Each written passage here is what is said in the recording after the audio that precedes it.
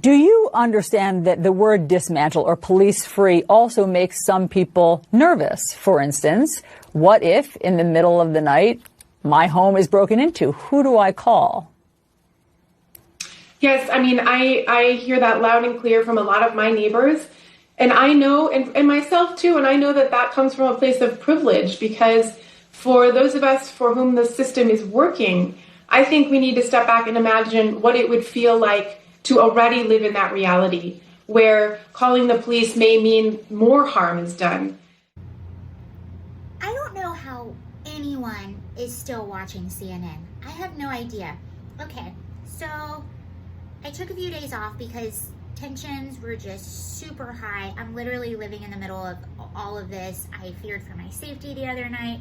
I want to be really careful about what I say and how I say it about this issue. I think it goes without saying, we all want justice for George Floyd. I'm happy he is getting justice, and I'm sure he will get the justice he deserves. What happened to him was absolutely not okay. That cop should be fired, locked up, the key thrown away. We're all there. Even the cops that sat by and watched, I'm disgusted by that. They should have stepped up and done something. There is no reason that should not have happened. We all agree about that. Okay. That being said, I've gotten into a lot of interesting debates with people the past few days about the defunding of police, and I keep hearing this argument of privilege, which, by the way,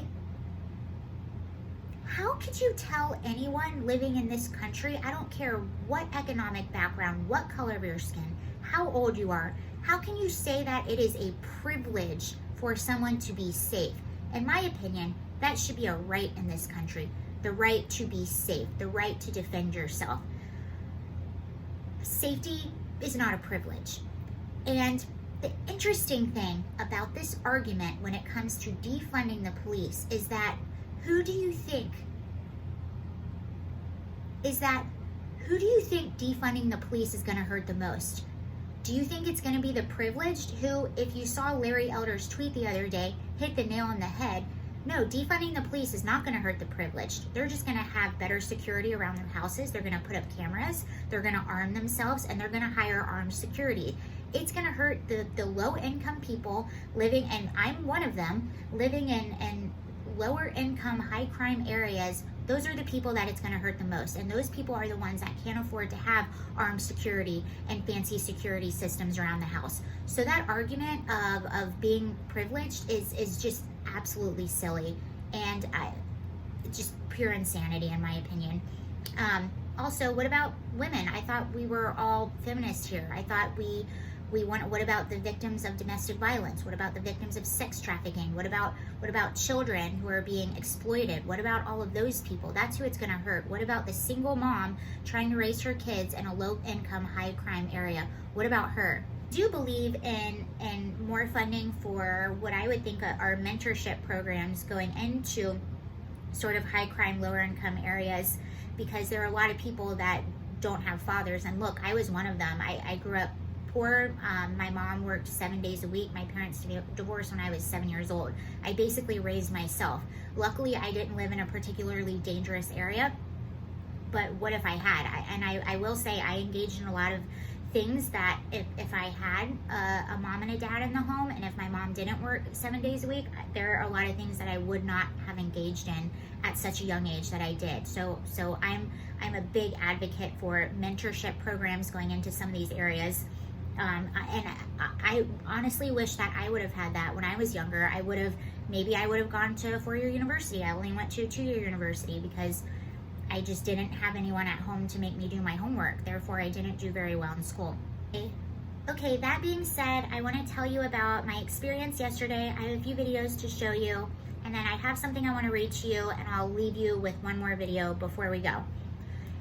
Yes, as you know, I've told you before, I live basically right in the middle of all of these protests, and I keep accidentally finding myself in the middle of them because just where I live, you can't avoid it. And this is nothing new.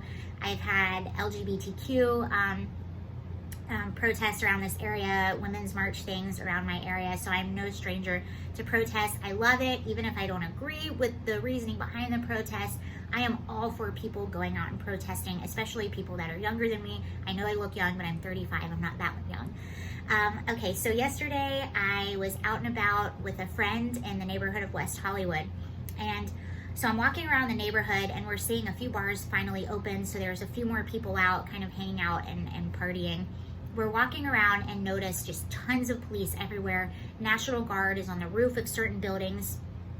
And it was weird because I was starting to see so many police that I was like, is there a curfew that I wasn't aware of? I had no idea because the protests, I thought this was around maybe 5 or 6 p.m. I thought the protests were long over and they were all in Hollywood. I'm all the way in West Hollywood. So I'm seeing a very big police and National Guard presence.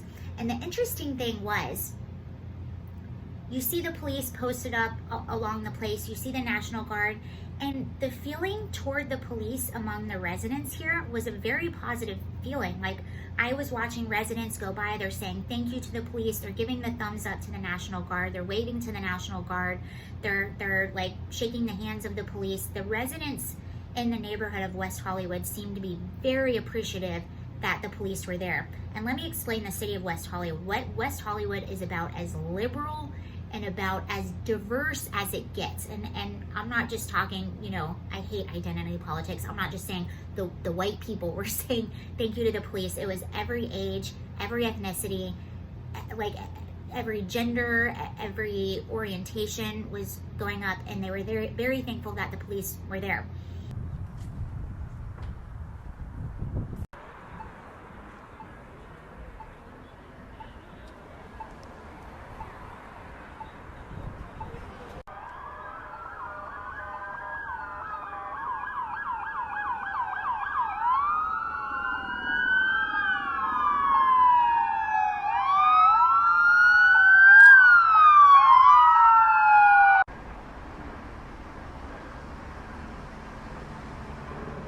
Okay, so I'm seeing all of the National Guard, the police, and I start walking towards the area that to my friend's place. And as I'm walking down Santa Monica Boulevard, all of a sudden I think to myself, okay, that's why there are so many police. There are 20,000 protesters coming our way. All vehicles go southbound. Go southbound. Got a large crowd coming your way. Go southbound.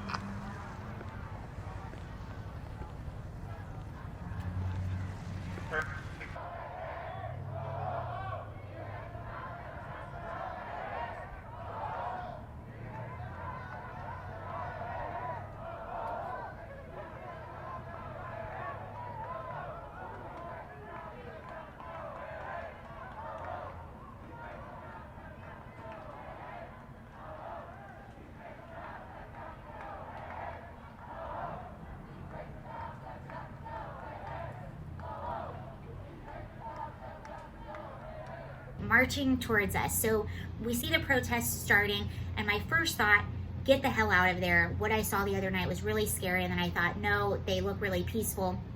And it was. So I found a little grassy knoll and I sat down to sort of see, and let me just tell you, I have never seen that many people.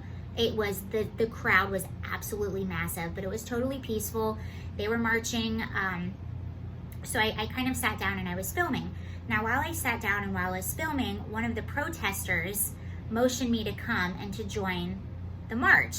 And at first I didn't want to, and then I thought to myself, well, what a jerk. How can I sit here and film it and not go and be a part of it and see what it's all about? So I did. I met the protester, I shook his hand, and I walked with him for about a mile.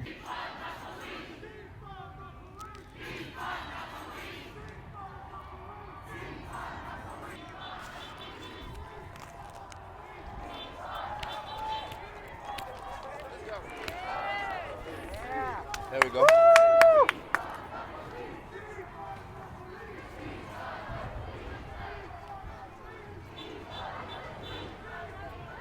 And I didn't tell him any of my views. I didn't feel like that was a good idea. Not that I felt unsafe at all. That wasn't my intention. My intention was understanding his point of view and being in the middle of it. And he was a really cool guy. I didn't ask him too much about his political beliefs or anything like that. I wanted to know what his impression of the protests were. And he was telling me that they felt like there was too much of a police presence and that the police were unnecessarily shooting them with rubber bullets and showing an unnecessary amount of force towards them. And it was interesting because he was a really cool, like really nice guy, really rational, and I understood, there's gonna be a but, I understood what he was saying and his frustrations. And it was interesting because we're talking, he's rational, common sense, but then every time we would pass by police, he would start saying things to the police, like he was angry at the police for even just being there. And I noticed that among the other protesters too. And most people were peaceful, most people didn't say anything to the police, but a very large number of people, every time we would walk by a police officer, it just seemed like the mere presence of them triggered the protesters, and they would start yelling things out.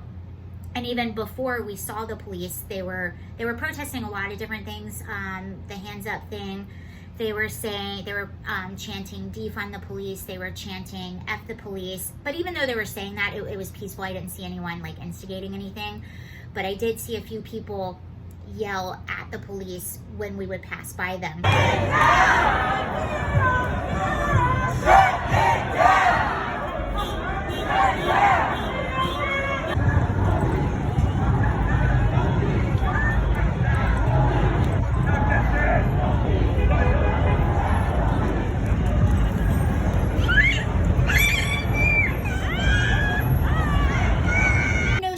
To the riot police. I've seen it several times. We used to have giant block parties and the cops would let it go on for a while, and then at a certain time they had to dissipate the crowd. Usually when nighttime falls, that's the time that they have to sort of dissipate the crowd, and they say, okay, you've had your fun, you've done what you need to do, now it's time to go home.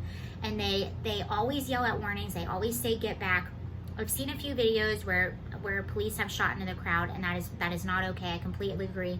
We also have to keep in mind, since these protests have started, roughly 400 police officers have been sent to the ICU. So this is not just police going towards the crowd. This is the crowd antagonizing the police and going into areas where they're warned not to go in. When you play with fire, you get burned. And I know people don't want to hear that, but that's just the truth. And what I'm seeing are people that just don't understand how policing works and how rioting works. This is not a new thing, and they do this to keep you safe. And again, it's just really interesting how all the residents were really thankful for the police to be there, but it was the protesters who were the ones that were yelling and antagonizing the police. And I'm sorry, but if you live in a neighborhood in 20,000 deep, yes, 20,000 people, that was the size of the protests that were in Hollywood, and that's the same group that was marching down. It probably wasn't 20,000 by the time it got to West Hollywood, but who cares? It's thousands and thousands of people that do not live in that neighborhood are coming in your neighborhood to march. Of course you want police there to protect the residential areas and to make sure that everything is going smoothly. Why would you not? That was my experience with the protest. Here are a few more videos that I took while I was leaving. These police officers that are out here protecting this city, that protected it from being on fire, if it wasn't for them, this city would be burnt down right now.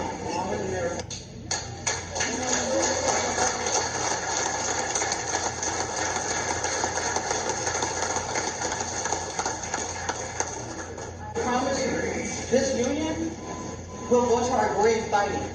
Yes. We're not letting this happen to these officers. It's not right.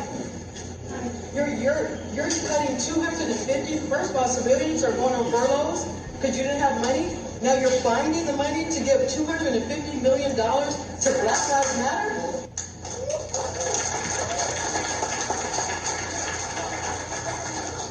It was because of the Black Lives Matter on the front line, throwing the black box and bottles